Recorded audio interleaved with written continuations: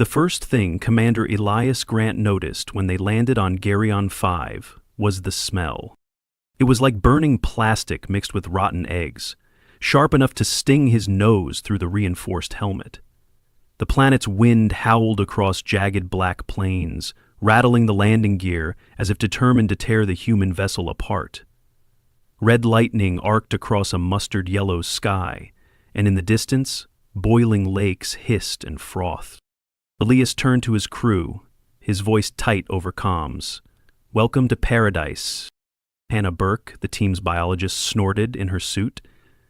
"You have a strange idea of vacation, Commander." "Just setting the mood," Elias muttered, watching a chunk of volcanic rock tumble across the ridge. He toggled his mic. "Levi, how's the core?"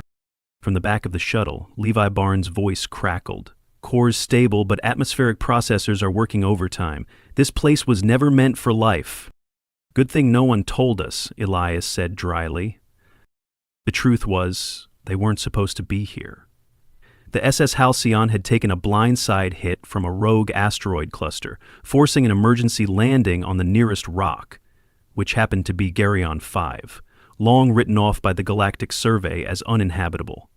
No atmosphere worth breathing, surface temps swinging from freezing to molten in hours, sulfur storms, lethal fauna, seismic instability, and oceans of acid. The worst planet in the galaxy. And now it was home. By the second day, the problems were piling up. The water recycler jammed, the thermal regulators overheated, the external solar panels blew a circuit during the first electrical storm, and the communications array fizzled under the planet's constant magnetic interference. Elias wiped sweat from his forehead, his suit collar uncomfortably damp. "Levi, tell me you can patch that comms unit." Levi crouched over a mess of wires, his dark hair plastered to his forehead. "Define patch. If you mean slap together something that might send a ping without blowing us to bits, maybe. If you mean full transmission to the fleet, not happening." Elias exhaled slowly. "All right. Keep at it. Hannah, any luck with local resources?" Hannah was up to her elbows in a sealed container, scraping soil samples. She looked up, eyes gleaming with excitement. "This stuff's nasty, but underneath I'm getting trace minerals, iron, calcium, even some organic residues. If we can process it right, we might pull water and nutrients." Levi snorted. "So you're saying the ground's poisonous, but it's nutritious poison?" Hannah grinned. "Exactly." Elias felt a flicker of something stubborn rise in his chest. They weren't dead yet. By the first week, the crew was transformed. They had built makeshift shelters out of reinforced shuttle plating and local rock, buried their batteries deep to insulate against thermal spikes, and crafted windbreaks to deflect the worst of the storms. When the acid rains came, they huddled inside while Hannah collected samples, somehow fascinated by the destruction outside. Levi rigged a backup power grid from scrap, occasionally shouting triumphantly when something sparked to life. Elias watched it all with a mix of awe and bone-deaf fatigue. His ribs ached from where a supply crate had pinned him during the landing, and the bruise along his side throbbed constantly. He refused to limp, though. If the crew saw him stagger, they'd worry. On the 10th night, as the winds howled and lightning split the sky, Elias sat outside on an overturned crate, looking over the bleak landscape. Levi dropped beside him, handing over a canteen. "Drink up, boss. Best recycled water on Geryon 5. Elias chuckled quietly, taking a sip. The metallic tang was sharp, but it was water. He tilted his head back, watching the storm rage across the horizon. "You ever think," Levi said after a while, "we're not supposed to survive this?" Elias looked at him, a slow smile tugging at his mouth. "No. I think we're exactly the kind of fools who do."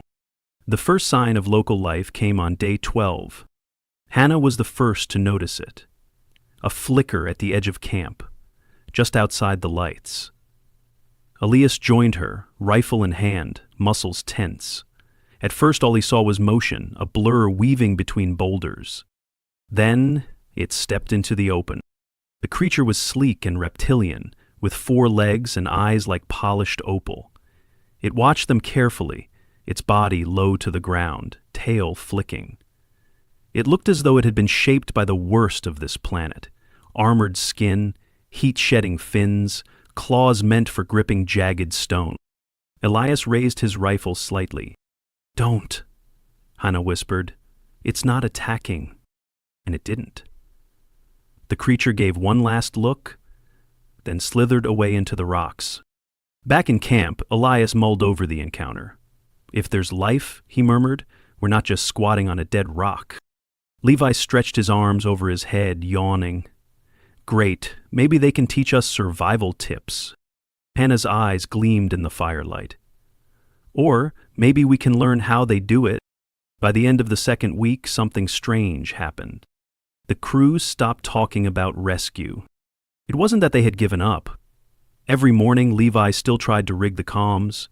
Every evening, Elias scanned the horizon for signs of a passing ship. But slowly, their conversation shifted.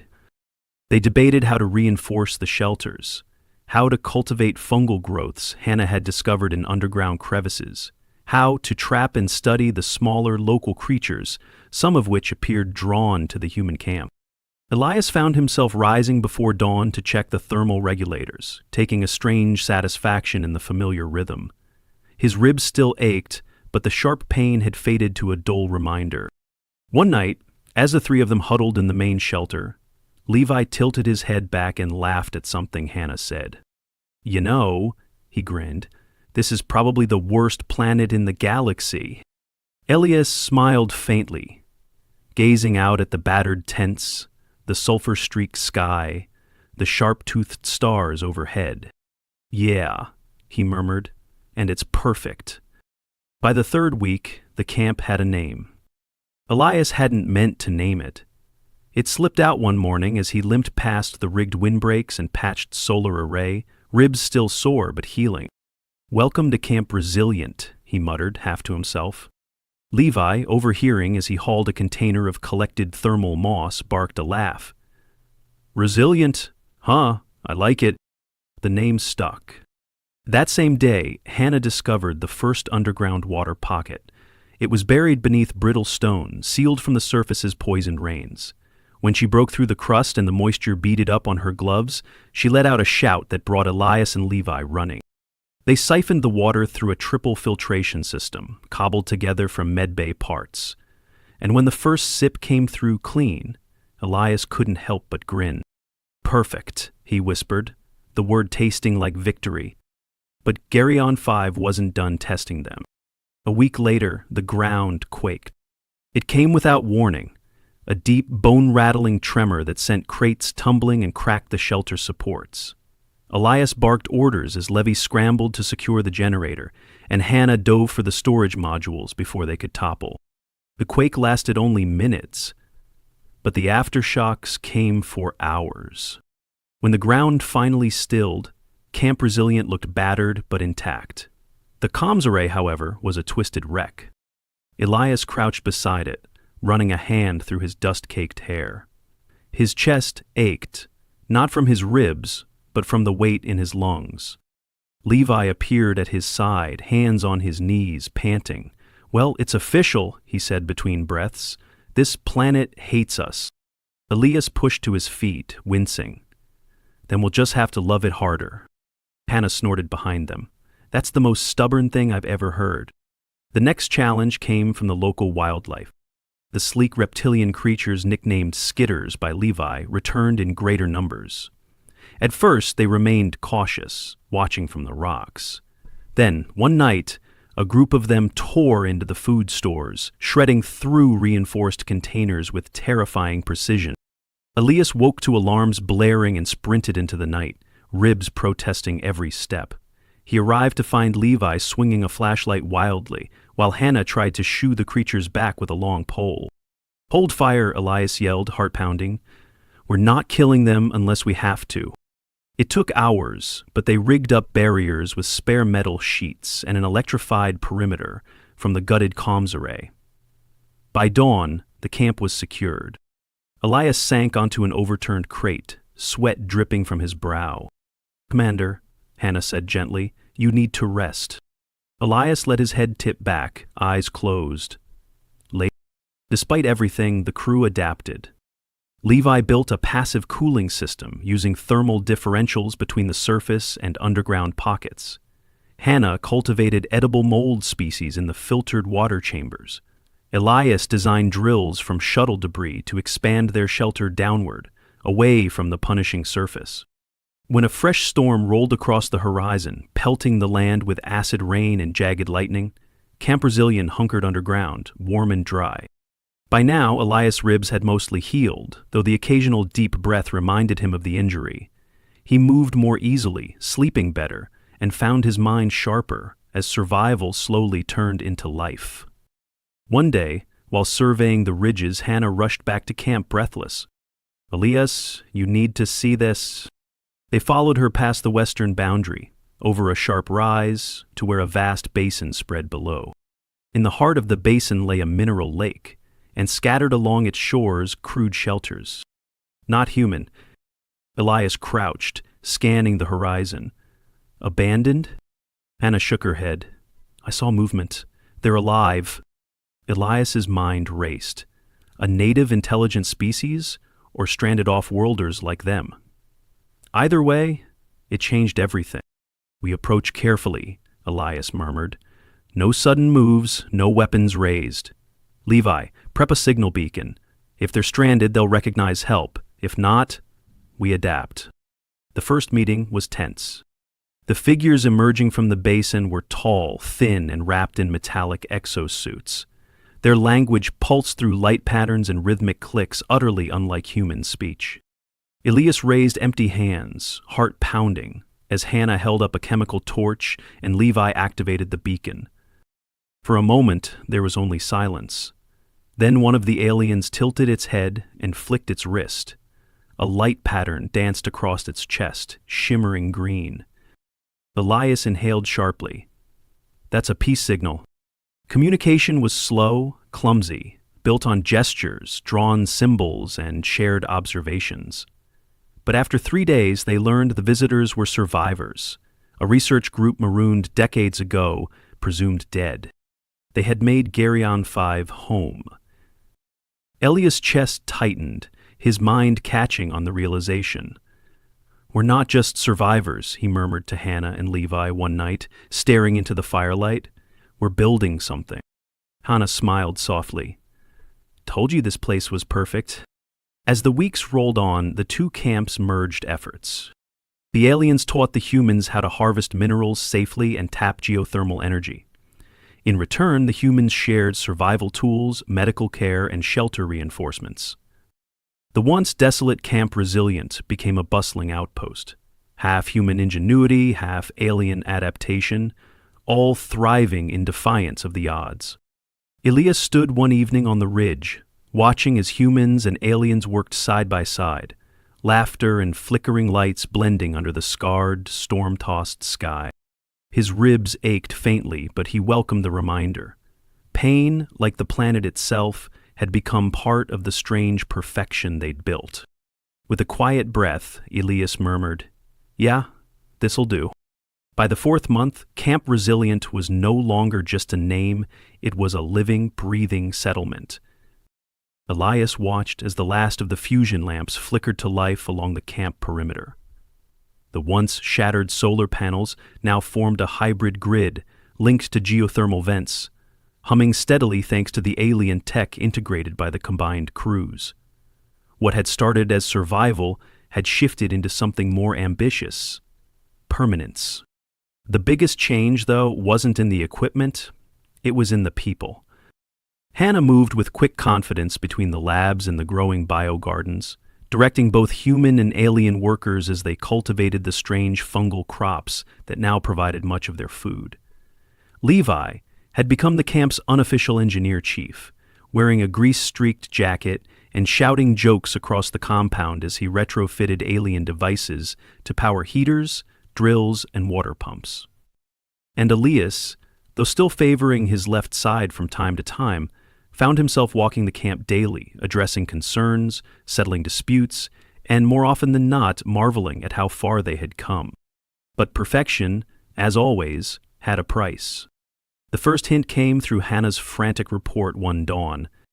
"Commander," she panted over comms, "we've got a problem."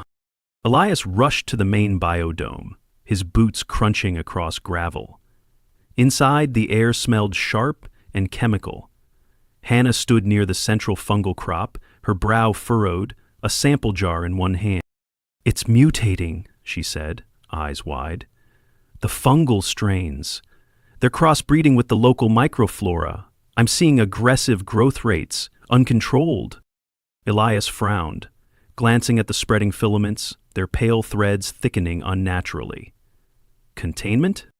Hannah hesitated. "We can try, but if it breaches, it could choke the whole system, maybe more." Levi arrived a moment later, breathless. "I can rig vent systems, maybe a pressure flush." Elias nodded sharply. "Do it." "Hannah, set up a perimeter. If we can't control this, we cut it loose." No one argued. They had learned by now. The planet demanded respect. For 2 sleepless days, the camp fought back the fungal bloom. Hannah worked alongside alien scientists, her hands raw from containment gel and sterilizers.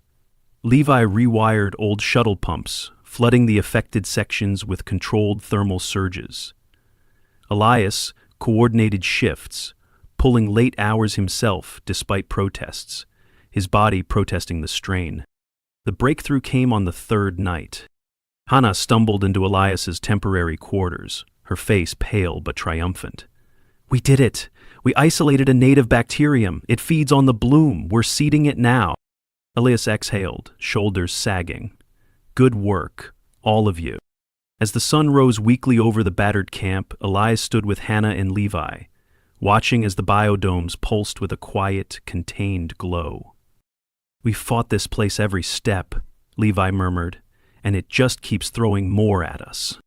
Elias looked out over the cracked earth, the sulfur-streaked sky, the humming life around him. "Maybe that's why it's perfect," he said softly. "It doesn't let us stop." By mid-year, the first long-range communication breakthrough came. The aliens' signal-amplifying crystals, combined with the Halcyon salvage relay, sent out a narrowband distress call past the planet's magnetic chaos. When the reply came weeks later, it was brief but unmistakable. "Signal received. Expedition team en route. Estimated arrival 4 months." The news rippled through Camp Resilient like wildfire. For hours, the camp celebrated. Levi passed around ration bar cocktails. Hannah danced barefoot through the mess hall, and even the aliens joined, their exosuits flickering with bioluminescent patterns the humans were starting to read as joy. But when the celebration faded, the camp quieted into something more thoughtful. Elias sat near the edge of camp, watching the distant storms roll across the horizon. Hannah joined him after a while, cradling a mug of hot broth. "Think we'll go home?" she asked softly. Elias stared at the sky for a long time before answering. "Maybe," he murmured. "But I'm not sure what home means anymore." As the days passed, preparations shifted. The humans and aliens worked together to catalog their innovations: hybrid energy grids, bio-adapted crops, re-engineered water systems. They mapped the region thoroughly, marking safe paths and dangerous zones. They built landing beacons and reinforced the old shuttle platform to receive the incoming expedition. But not everyone was eager to leave. Levi confided in Elias one night, his face uncharacteristically serious. "You know," he murmured, "I'm not sure I want to go back, not after all this." Elias clapped a hand to his shoulder, ribs aching faintly at the stretch. "We built something here, Levi. No matter what happens, that doesn't go away." Hannah echoed similar feelings days later. "It's not just survival anymore," she said, brushing dirt from her hands. "We've learned to live with this place." And Elias understood. The worst planet in the galaxy had become more than a trial. It had become theirs. 2 weeks before the expedition's arrival, another storm rolled in, the largest yet. It came with howling winds and acidic downpours, slamming against the camp's defenses. Lightning sheared through the sky in branching webs, and seismic waves rattled the foundations. Elias barely had time to shout warnings before the outer perimeter folded inward, crumpling one of the old shuttle walls. Levi rushed to the generators, sparks flying as he worked. Hannah and the alien teams scrambled to secure the biodomes. Through the chaos, Elias moved steadily, pain licking along his side as he braced struts and directed crews. When the storm finally broke at dawn, the camp was battered but intact. Levi collapsed onto the ground, laughing breathlessly. "We did it!" Elias dropped beside him, wincing. "Yeah," he whispered, "we did." And in that moment, surrounded by wreckage, ash, and stubborn life, Elias realized something. They were never supposed to conquer this planet. They were supposed to become part of it. The day the Earth expedition ship pierced Geryon 5's atmosphere, Camp Resilient was still.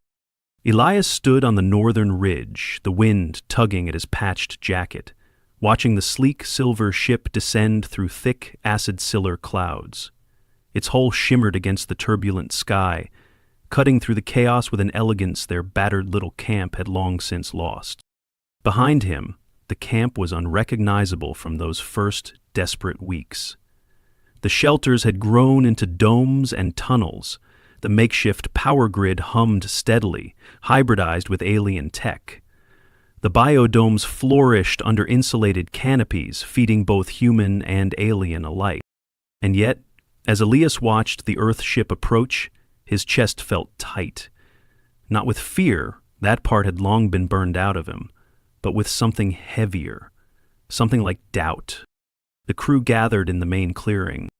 Levi shoved his hands deep into his pockets, eyes flicking between the descending ship and the busy camp. "Think they'll believe it when they see it?" Hannah gave him a lopsided smile, brushing mud from her sleeves. "We barely believe it." Beside them, the aliens waited in quiet formation, their exosuits glowing faintly, their luminous eyes watching the sky. They had no words for what was coming, but Elias could sense the same tension coiling through their ranks. The ship touched down with a muted shudder, landing gears sinking into the cracked soil.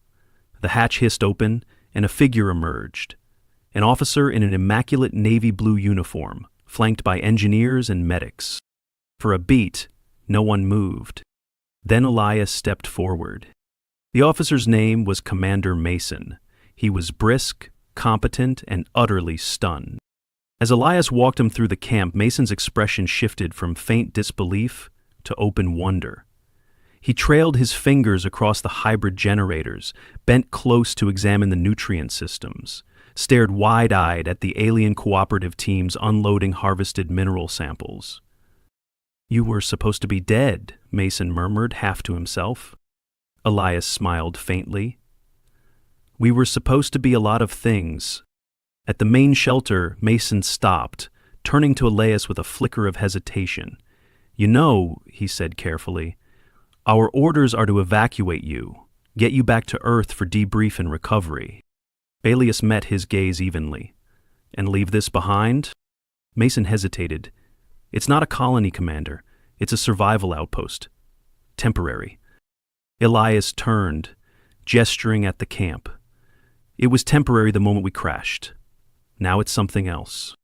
That night, as the humans and aliens shared a cautious meal with the Earth crew, Elias sat apart, watching the campfire flicker against steel and stone. Hannah joined him, settling onto the overturned crate beside him, and for a while they just listened. To the laughter, the soft clicks of alien conversation, the hum of wind against reinforced walls. "They want us to leave," Hannah said quietly. Elias nodded. "I know." "Are we?" she asked. Elias drew in a long breath, feeling his ribs pull faintly, a familiar ache that had never quite left. He looked out at the land, the twisted rocks, the glowing fungus under the ridges, the alien ships docked beside their battered shuttle. "We built something here," he murmured. "And for the first time in my life, I'm not sure if going home means leaving or staying." Hannah smiled gently.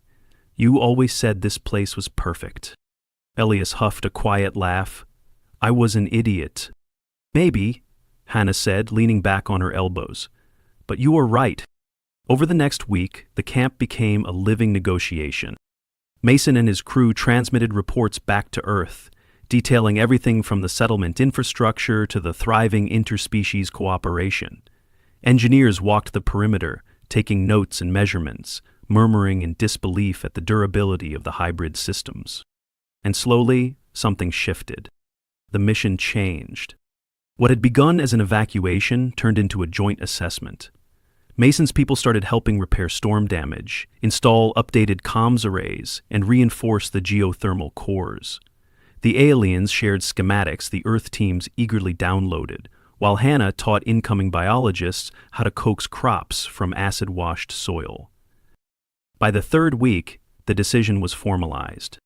Camp Resilient would remain not as an emergency outpost, but as the first permanent settlement on Geryon 5. Not as a failure, but as a start.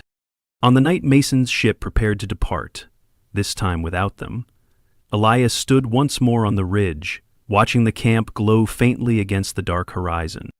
Levi joined him, cradling a mug of something vaguely alcoholic. So, Captain, he said with a grin, ready to explain to Earth Command why you turned down a ride home? Elias smirked, shaking his head. They'll figure it out. Hannah appeared beside them, arms crossed, eyes soft. You ever think you'd call this home? Elias considered that for a long moment. The sky above them cracked with red lightning. The wind howled across jagged stone. Far below, the camp pulsed with life, human and alien alike moving between glowing shelters and cultivated domes. And at the edges of the light, the native creatures, once threats, now companions, slithered in the dark, keeping their quiet watch. Elias drew in a slow breath, feeling the sharp, biting air fill his lungs. Yeah, he murmured. I think I did. As the Earth ship vanished into the sky, its engines a fading shimmer against the stars, Camp Resilient settled into a new rhythm. The days were still hard. The storms still came. The planet remained as hostile and beautiful as ever. But for the first time in galactic memory, Geryon 5 had been claimed, not by conquest, not by dominance, but by resilience,